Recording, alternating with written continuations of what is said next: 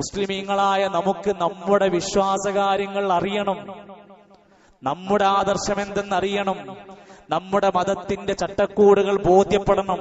അതില്ലെങ്കിലാണ് മറ്റു മതസ്ഥരെ ചാണിന് ചാണായി മുഴത്തിന് മുഴമായി പിൻപറ്റിക്കൊണ്ടിരിക്കുന്നത്. ഇന്ന് ക്രൈസ്തവരായ ആളുകൾ ചെയ്യുന്നത് എന്താ? പഠിക്കാൻ വേണ്ടി പറയാ, ഈസാ നബി അലൈഹിസ്സലാമിനെ അവർ ആരാധിക്കുന്നു. സംശയമില്ല, ഈസാ നബി അലൈഹിസ്സലാം ദൈവത്തിന്റെ പുത്രനാണെന്ന് വാദിക്കുന്നു. ത്രിയേകത്വം എന്ന പിതാവ്, പുത്രൻ, പരിശുദ്ധാത്മാവ് എന്ന തത്വത്തിൽ ഒന്നായിക്കൊണ്ടതിനെ വാദിക്കുന്നു. ദൈവപുത്രനാണെന്നുള്ള വാദം മാത്രം മതി. അല്ലാഹുക്ക് ഇത്രയും ദേഷ്യമുള്ള കാര്യമില്ല. സൂറത്ത് മറിയമിൽ പറയാ, വഖാലു ഇത്തഖദർ റഹ്മാനു വലദാ.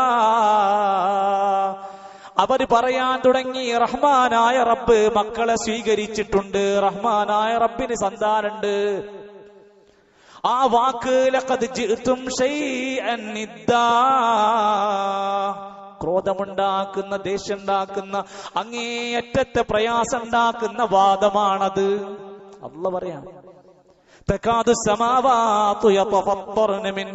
ആകാശം പൊട്ടി വീഴാൻ മാത്രം ദേഷ്യമുള്ള കാര്യമാണ്.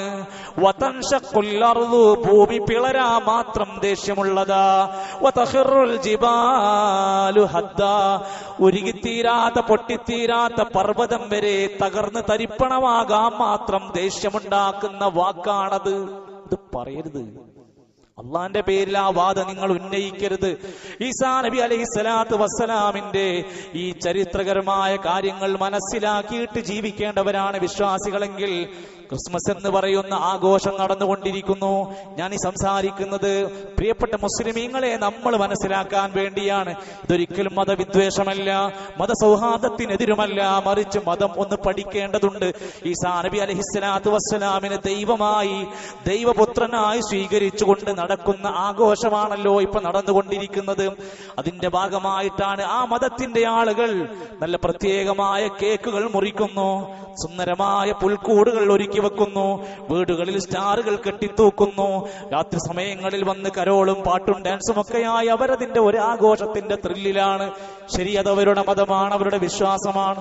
ഖേദകരമെന്ന് പറയട്ടെ, ഞാനും നിങ്ങളും അടങ്ങുന്ന മുസ്ലിങ്ങൾ ഈ വാദത്തോട് കുടപിടിക്കുന്ന, ഈ വാദത്തിന് പിന്തുണക്കുന്ന അതേ അവസ്ഥയല്ലേ വീടുകളിൽ സ്റ്റാറുകൾ കെട്ടിത്തൂക്കി അവരോട് സമരസപ്പെട്ടു. പ്രത്യേകമായ കേക്കുകളും പരിപാടികളും ഉണ്ടാക്കിയിട്ട് അതിൻ്റെതായ ഉത്സവങ്ങൾ തുടങ്ങി. സോഷ്യൽ മീഡിയയിലും മറ്റുമൊക്കെ എല്ലാവർക്കും നല്ല ആശംസകൾ, നല്ല അടിപൊളി സ്റ്റിക്കറൊക്കെ ഉണ്ടാക്കി അയച്ചു തുടങ്ങി. ഇതൊക്കെ ഒരു മുസ്ലിമിന് പറ്റുമോ? ഒരു രാജ്യത്തിന്റെ, ഒരു നാടിന്റെ ആഘോഷമല്ല, ഇതൊരു മതത്തിന്റെ വിശ്വാസത്തിൽ നിന്ന് വരുന്നതല്ലേ. അല്ലാഹുവിന്റെ റസൂൽ സല്ലല്ലാഹു അലൈഹി വസല്ലമ തങ്ങൾ പറഞ്ഞു, മൻ തശബ്ബഹ ബിഖൗം ഫഹുവ മിൻഹും. ആര് ഏതൊരു ഖൗമിനോട് സാദൃശ്യപ്പെട്ടു പോകുന്നുണ്ടോ അവൻ അവരിൽ പെട്ടവനായി മാറും.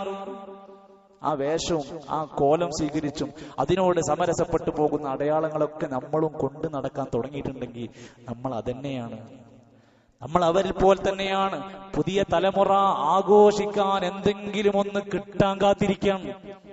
ഏതാനും മാസങ്ങൾക്ക് മുമ്പ് എറണാകുളത്ത് ഹാവോലിൻ എന്ന് പറയുന്ന ഒരു ആഘോഷം നടന്നു. എന്തിനാണത്രേ? യക്ഷികളുടെ ആഘോഷ ദിവസം. യക്ഷികളുടെ ആഘോഷം വരെ കേരളത്തിൽ ആഘോഷമാക്കി തുടങ്ങി.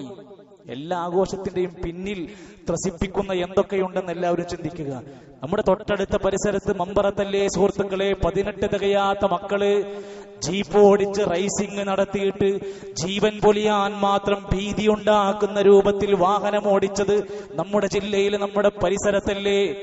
സഹോദരങ്ങളെ ശ്രദ്ധിക്കുക, അള്ളാഹുവിന്റെ ദീൻ ഒരു കാര്യം നമ്മളെ പഠിപ്പിക്കുമ്പോ അത് വളരെ സുന്ദരമായി പ്രകൃതിയോടും രാജ്യത്തോടും ലോകത്തോടും നീതിയായി ഓരോന്ന് പഠിപ്പിക്കുന്നു. അതിനെതിരായി എന്തൊക്കെ നടന്നാലും അതിൽ അപകടങ്ങളുണ്ട്, അതിൽ വലിയ തരത്തിലുള്ള മോശത്തരങ്ങൾ സംഭവിക്കാനുള്ള അടയാളങ്ങൾ അതിലുള്ളത് കൊണ്ട് തന്നെയാണ് അലിമുൽ ഗൈബായ അദൃശ്യമെല്ലാം അറിയുന്ന, ഭാവി അറിയുന്ന, ഭൂതമറിയുന്ന, എല്ലാ കാലവും അറിയുന്ന അള്ളാഹുവാണ് ദീനിന്റെ നിയമങ്ങൾ നമ്മളെ പഠിപ്പിച്ചത്.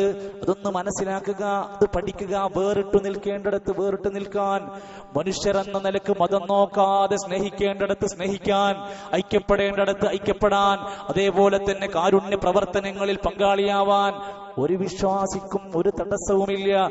പക്ഷേ തന്റെ മതത്തെ വിറ്റുകൊടുത്ത് തന്റെ മതത്തിന്റെ മൂല്യങ്ങളെ മുഴുവൻ കാറ്റിൽ പറത്തി ഞാനൊരു സൗഹാർദ്ദക്കാരനാണെന്ന് കാണിക്കാൻ ഒരു നിലക്കും ഇത്തരത്തിലുള്ള വീഴ്ചകൾ നമ്മുടെ പക്കൽ നിന്ന് സംഭവിക്കാതിരിക്കാൻ ശ്രദ്ധിക്കണമെന്നാണ് സൂചിപ്പിക്കാനുള്ളത്.